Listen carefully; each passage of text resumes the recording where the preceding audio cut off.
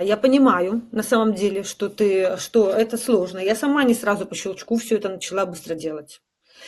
Я очень долго сопротивлялась, я не помню, рассказывала тебе или нет, но очень долго сопротивлялась. С маркетологом я работала, и сама курсы проходила по копирайтингу, и рожала эти посты по 3 часа, и не хотела ничего опять переделывать. Что за бред, говорила я, задолбали, все это не так. Ну, короче, мозг находит миллион объяснений. Но чем быстрее мы поймем, что маркетинг имеет, понимаешь, тоже свои этапы.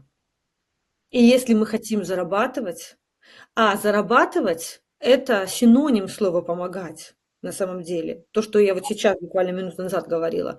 Если человеку нужна помощь, то он рад, что вы ему продадите и поможете. А у этой всей истории есть определенные этапы.